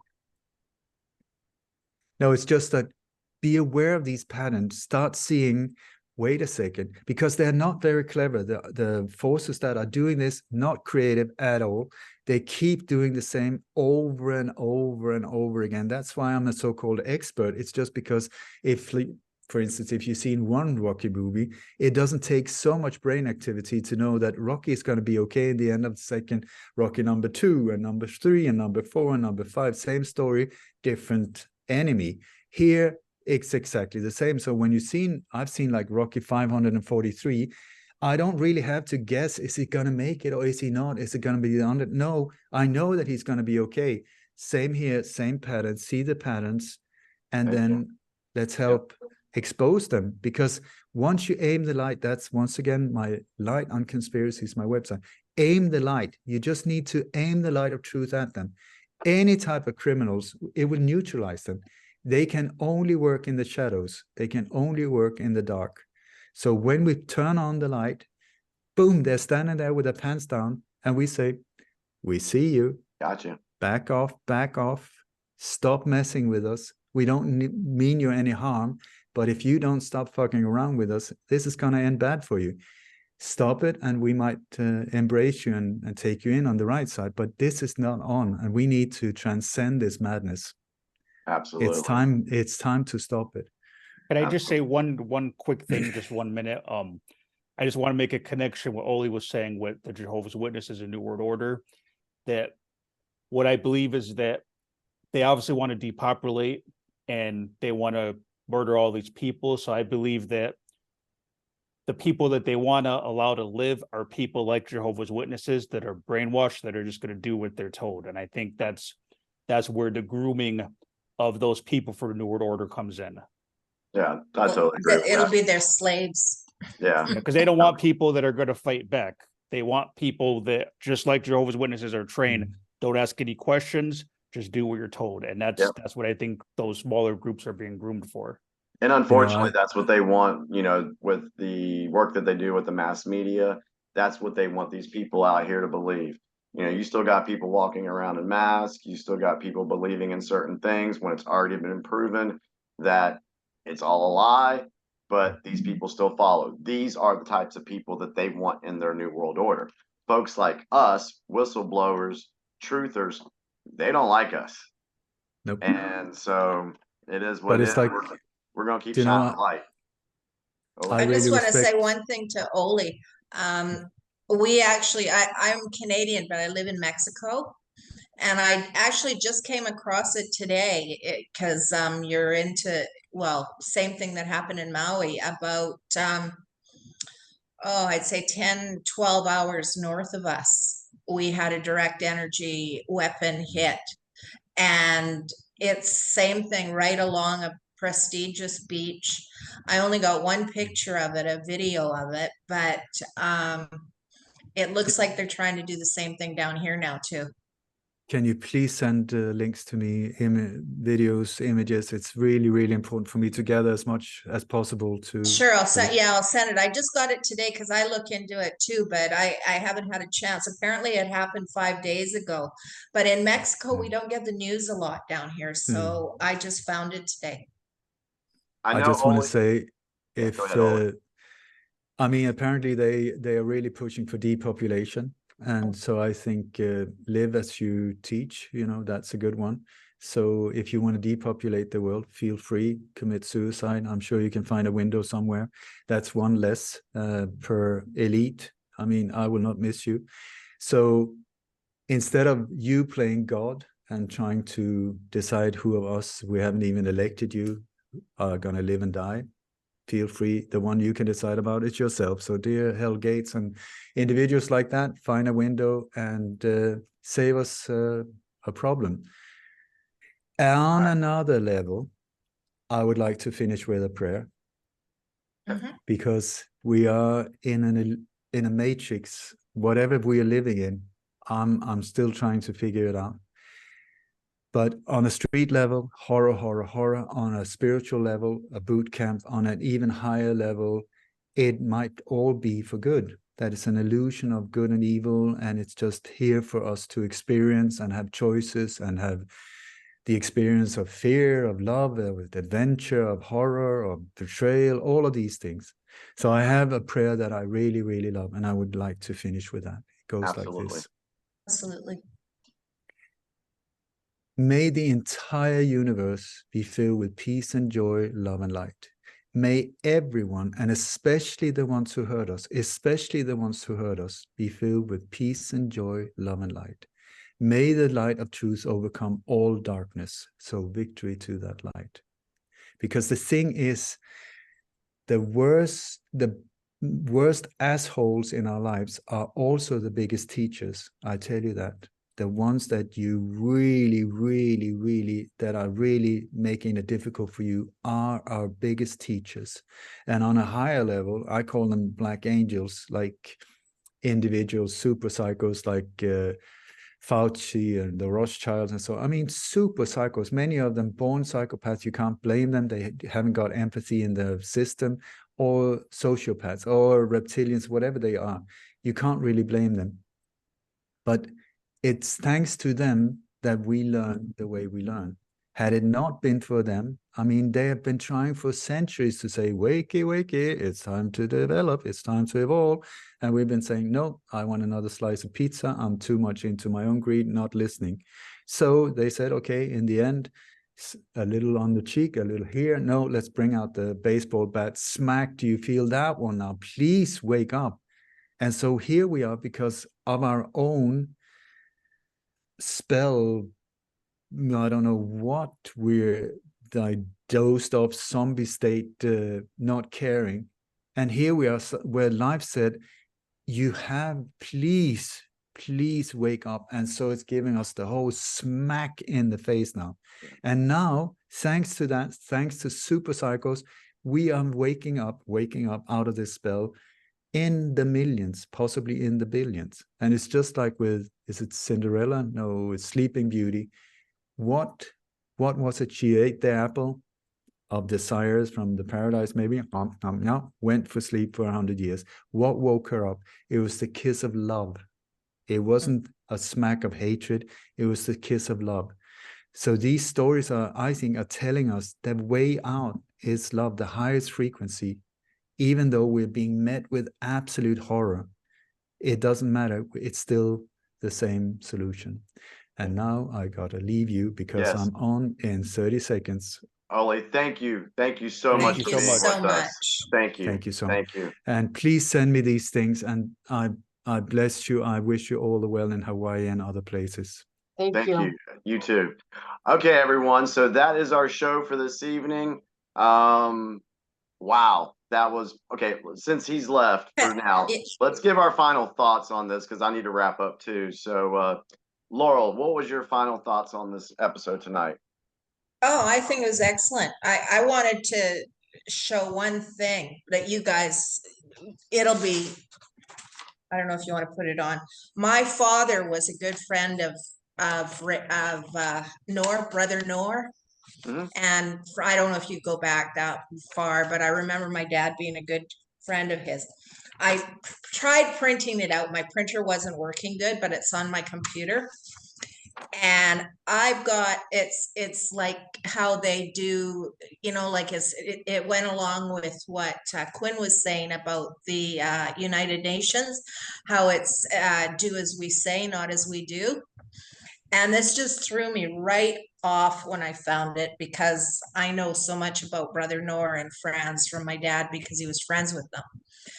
And here it is with his picture and his oath of allegiance that he did as a little kid. I remember when my dad went to Brooklyn Bethel to get his elders training. And he just thought Noor was the greatest person. Anyway, so we got a picture of Noor here. I've got it better on my computer. And this was his oath of his allegiance. Further, I do solemnly swear to align that I will support and defend the Constitution of the United States against all enemies, foreign and domestic. That I will hear the truth and allegiance, that I will hear the truth and allegiance to the same, and that I take the obligation freely without any mental reservation or purpose of evasion, so help me God. And that was the president of the New World, of the Watchtower Bible and Tract Society. Same thing. You almost said New World Order, but it's the same thing. Yeah. But when I saw that, I just about, I'm like, holy fuck you, because I remember at that exact same time going to school, and they'd say the Lord's Prayer, And at that time, they'd say the Lord's Prayer, and then we'd have to sing God Save the Queen and Oh Canada. And I wasn't even allowed to stand. I mean, I got bullied so much. I had to sit in my seat or go out in the, like, us kids were treated so horribly. And yet that was him. And that's a young picture of him. That's when he was first president of the Watchtower Society. And yet he's saying the oath of allegiance, but yet us kids couldn't even stand without singing. I mean, like, we couldn't stand and not sing. We had to, yeah. Yeah. So Wow, that's interesting. everything is do as I say, not as I do. Correct. Lori, did you have some final thoughts on tonight's episode? I just wanted, I love Ole's philosophy in life, basically, we can only do so much, and we've really touched a lot of lives in the Watchtower world, but now we want to target the public too, so that they understand. I think for me right now, I'm going back to the basics of not a specific organization as much as saving the children. I'm back, I just the organizations are all the same. They're Jehovah's Witnesses are no different than anybody else, other than they go back, they originated in creating the perfect pedophile environment, but it's all structural, just like Ole explained. Everything, I mean, we have to just bring out the good in everything, and we have to I still want to take down this evil empire. Oh yeah, absolutely. Yeah, I think we all do. Yes. But Quinn, any thoughts? I think it worked out nice that Ole was already looking into Hawaii, and that's where Lori is at. So I think that's good that they can connect now. And I'll send everybody his email right after the show. Yeah. All right. Thank you. Yeah, I have some things I need to send to him. I mean, if you haven't looked at the stuff up on Haleakala, I don't know if you can see it. What is that? What's that, Lori? It is the Air Force Research Laboratory, where they make artificial stars. When you can rent a big strobe light, those big lights that they pull up, like from construction sites, those big lights when there's a party that shoot up. There was one up in the sky floating the other night. That's what it looked like. It was going, all these little things were shooting out of it. So I don't know if it was stars. Yeah, there's some crazy stuff. Yeah, there's a lot of crazy stuff. We know that new technology is coming out, and I think it's just right in front of us right now. We just got to recognize it. It's out there every day. I agree. All right, folks. Well, let's go ahead and wrap up. I just want to say to the audience, thank you for sticking around with us as long as we've gone this evening. We are hoping, like from episode 1, we said we were going to create a frame for this big picture. And hopefully this evening, there were a lot of pieces that were filled into this puzzle by listening to Ole, his experience, techniques and tactics he taught us to be able to look for. We have to understand these people's playbook. We have to know how to defend against it. And we just have to do everything we can to, like he said, do it with love, do it with respect, and try to help one another. Because honestly, that's all we are trying to do. None of us get paid for what we do. It's just our love for fellow man that drives us to do this, and we just want to help folks out so we can all live in a better world. So thank you so much for tuning in to Big Picture episode 14, and we look forward to seeing you all again. Hit like and subscribe to our channels, and there'll be more content from us in the future. So thank you much, everyone. Thank you very much. Sending you all much love. Aloha.